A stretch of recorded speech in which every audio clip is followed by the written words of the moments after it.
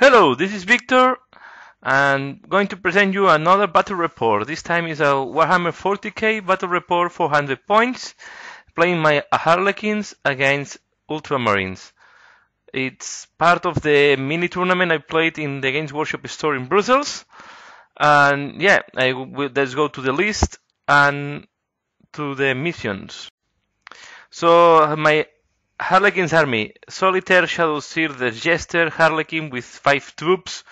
I have 2 Carets and one with 1 Carets and Neutral Disruptor, and then a Troop Master with Highwire Grenades. Ultramarines: Chaplain, 10 Tactical Marines with Veteran Sergeant, Missile Launcher and Flamer, and Dreadnought with Assault Cannon and Power Fist. Let's go to deployment turn 1, and I will explain a little bit of what is the mission about.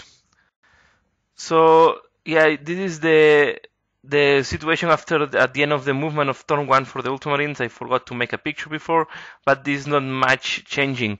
So do you see that the Dreadnought just moved 6 inches to the front, and the unit with he split the tactical squad into combat squads. So the missile launcher with 4 Marines is on the building, and the other with the Flamer and the Veteran Sergeant is with the Chaplain, and they are moving to the objectives.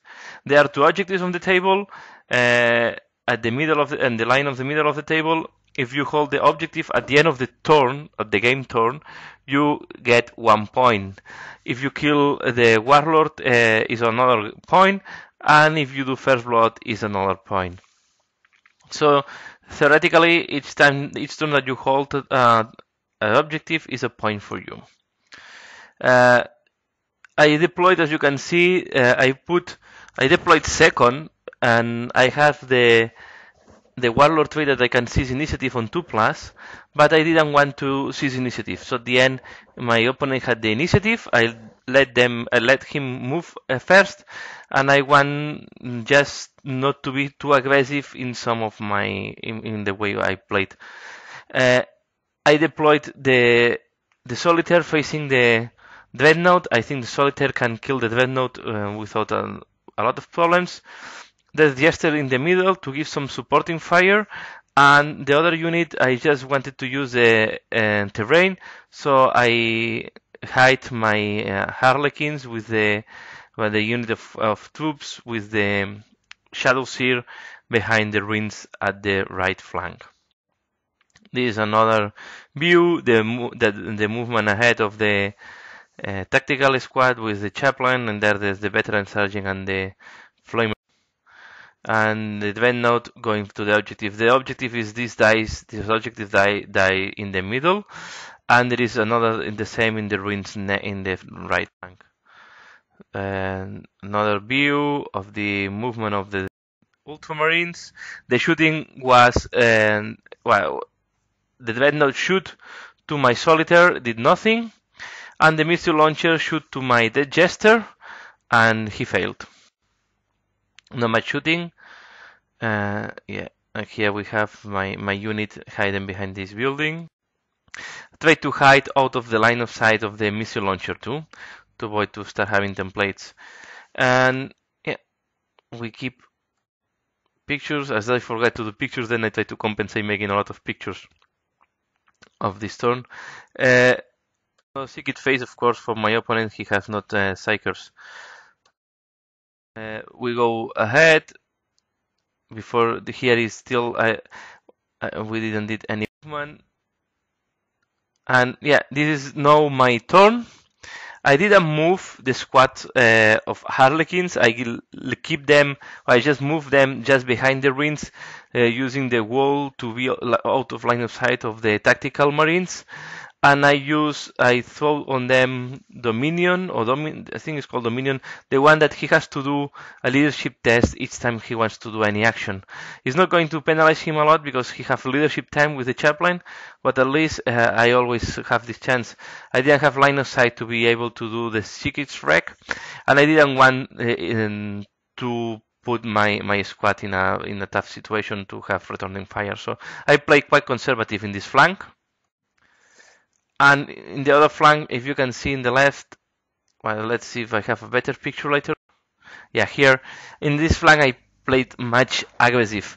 First, I moved the solitaire to the line that you see at the bottom of the picture because this is the 12 movement, and then I assault. I need a 7, and yeah, with the fleet and being able to reroll, I assault the Dreadnought. I did a hull point on the Dreadnought, and he did 1 wound to me. I failed my invulnerable save. As I'm Eternal Warrior, I don't die. So because of this, this is the big advantage of the death and not the just of the solitaire. His Eternal Warrior, because he's not dying easily. So I tied the Dreadnought with my solitaire. I'm okay with that. Even it's better if I'm tied because no, he cannot shoot at me. And yeah, and we are close, and I prefer so 2 or 3 attacks from a Dreadnought is not scaring. I don't expect him to fail that many saves. And on the other side, as you can see, I play very conservative. I just move a little bit the unit behind the building and be sure that I'm out of line of sight of the troops on the building and also out of line of sight of the unit of the chaplain. And this is the vision from the, yeah, I forgot to mention, in the shooting phase, my Death Jester shoot to the tactical and I killed the flamer. So I was lucky to have a position shot, and I did 2 wounds, one with a precision shot and another one without, and I killed the flamer thanks to that. So it's very good news because now he cannot do wall of flames or I don't know how it's called. He cannot do the D3 automatic hits when I'm assaulting him. So yeah, it's always nice to take a flamer out. It's one of the most dangerous weapons against Harlequins. And this is the overview at the end of the turn 1. So casualties, the flamer on the tactical squad, 1 hull point on the Dreadnought, and 1 wound on the solitaire. We go into turn 2. He moved ahead with the unit of the Tactical Marines and the Chaplain to go for the objective in that side. And yeah, and then he shoot to my Death Jester because there was the only one in that he can see to shoot, and he did 1 wound to my Death Jester. So not bad.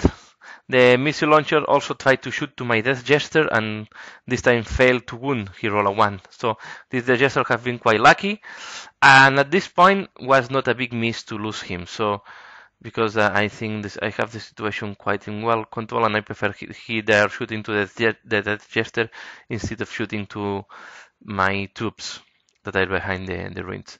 I know that he was exposed, but I want to give the supporting fire, and after killing the flamer, I think it's good. It's a good word for the Death Jester. This is at the end of the shooting again, and then at the end of the close combat. And the solitaire killed the Dreadnought. I did the 2 last hull points. I was lucky with the 6s. And the Dreadnought was killed, and I consolidated 3 inches moving in direction of the chaplain and his unit. So this is the situation at the end of the turn 2 of the Space Marines. And then we go to my turn. I use the speed of the solitaire to move next to the chaplain, and the unit of the troop just move ahead and to move in range of the Tactical Marines. I did Seekish Wreck on them, and I don't know if I killed 1 guy or something like that. I don't remember exactly. But between the shooting and the Seekish Wreck, I think I killed 2 Space Marines. So now the Harlequin will need the solitaire have an automatic charge, and the Harlequins will need, if I'm not wrong, they need an 8 to be able to assault. So I declare first the assault with the troops, to force to shoot to the troops first, and he killed 1 of my Harlequins. He was lucky and killed the first one, so now I need a 9 to assault. Here is before removing the casualty. The guy in front was killed. See another picture. Same. But luckily, thanks to Fleet, I failed the first roll. I roll a 6 and a 2, I think, and then or a 5. No, I roll a 5 and a 3. Was 8, not enough to catch. Then I decided to roll only the 3, and I rolled 9. That was good enough to go into the close combat. And the solitaire and just assault. In the assaulting phase, he declared a challenge. I didn't declare any challenge, so he decided to challenge with the chaplain, and I accepted with the solitaire. The solitaire did all the attacks on the chaplain, and I didn't do a single wound to him. Here is the combat. So the solitaire completely flopped against the tactical squad, but even after the solitaire have flopped all the attacks, the troops obliterate the Space Marines. Thanks to the 3 caress in the assault, plus I think I did 1 wound with the Shadow Seer that is even faster than the troops. The Troop Master did nothing, and then with the caresses, I think I did a good bench of AP2 wounds, and I end up killing the last Space Marine, the Sergeant, and the Chaplain. So I obliterate the unit, and they didn't do a single attack against me. So yeah, and then I consolidate, as you can see, being able to hold the objective at the same time. So this is at the end of, this is before going to turn 3, so it was at the end of the turn 2. So I score 3 points at this moment.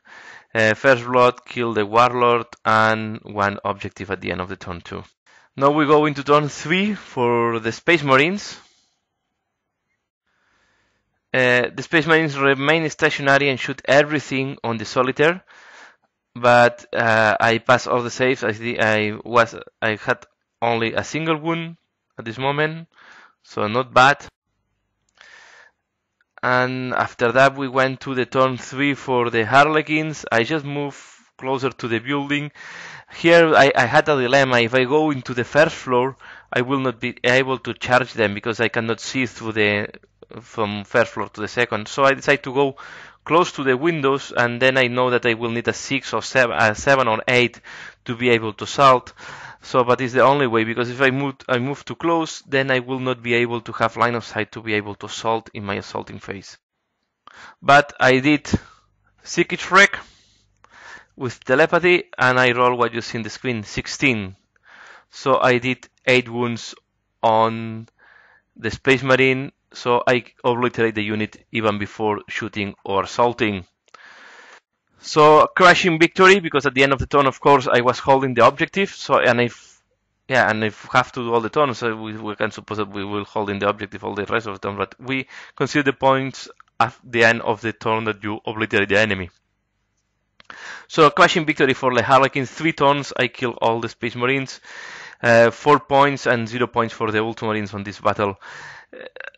I tried to be more conservative than in the first game, that I was very aggressive with the Tyranids, and I also been more conservative that against the Slaanesh. I think because you have a close combat army doesn't mean that you have to be crazy running into your enemy, and I think this is one of some of the mistakes that I did on the first battle. Also was good for me giving the initiative, because I give time for them to move closer, and if they are not moving closer, then I will have to use anyway the solitaire to try to thread the lines. So interesting game for me. I enjoy it, and when the Harlequins, the small unit is working well, yeah, it's can be quite a killy machine. So that's all what I want to share in this battle report. Please leave your comment below, let me know what you think. And yeah, and if you have any other tactical comment that you want to do about the battle report.